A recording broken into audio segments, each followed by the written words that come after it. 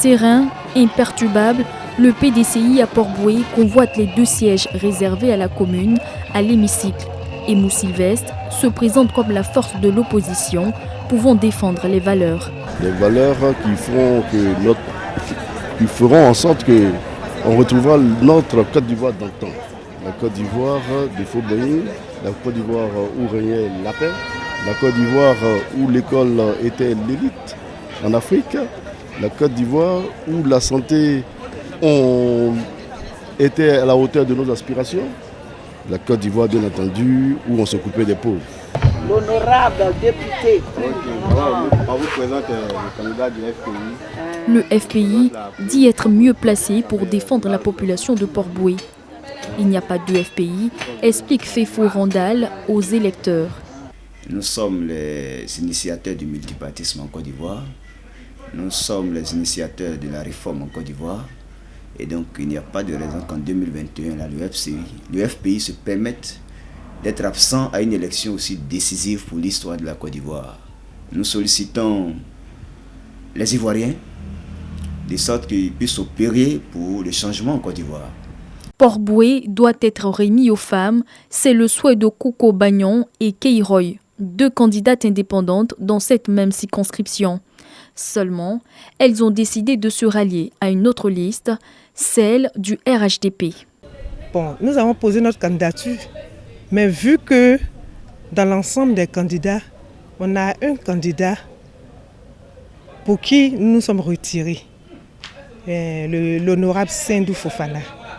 Donc nous sommes ralliés à lui parce qu'il a une bonne vision pour Port-Bouët.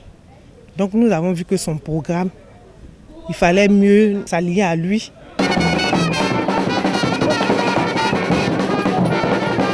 Pas question de se rallier pour les candidats indépendants de la liste Côte d'Ivoire Nouvelle Génération. Vali Koulibaly affiche clairement ses projets de réforme pour le pays. Il s'agit d'aider la population de Port-Bouët, notamment la jeunesse, n'est-ce pas, nos mamans, nos sœurs, n'est-ce pas, de les accompagner dans leur autonomisation économique. Il s'agit d'aider à la promotion du civisme, de la citoyenneté, de l'alphabétisation auprès de nos frères et sœurs de la commune de Port-Bouët, de telle sorte à faire d'eux des citoyens qui participent.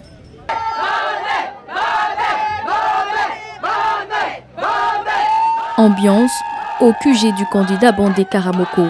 Conseiller juridique, il dit être le meilleur candidat avec des atouts et des projets de société alléchants. De tous les candidats, sans prétention aucune, je suis le candidat qui a posé le plus d'actions sociales et qui a eu plus de proximité avec la population durant ces 5 dernières années.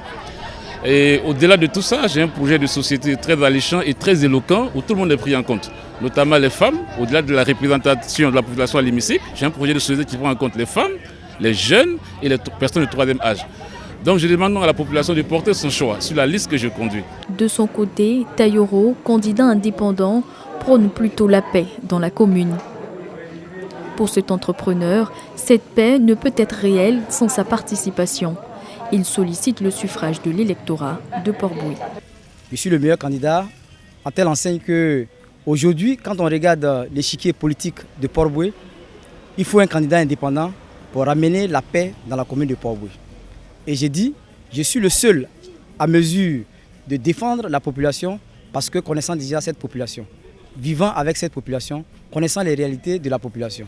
Donc je suis le meilleur candidat pour cette élection législative à Port-Bouët. Pour Hussein Tapili, la seule alternative pour le changement, c'est la jeunesse.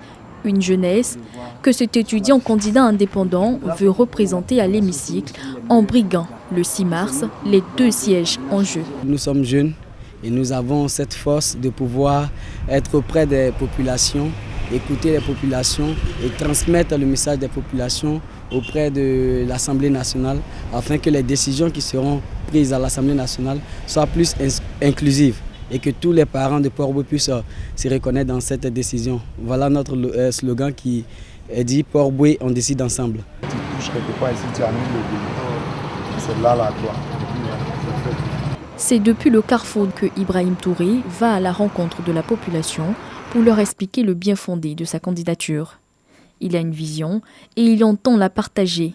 Notre nouvelle vision, c'est de faire en sorte que c'est d'abord de représenter les intérêts du peuple à l'Assemblée nationale, de porter leurs espoirs, ça va les défendre dans l'hémicycle, parce qu'on a observé depuis un certain moment que les populations ont été abandonnées.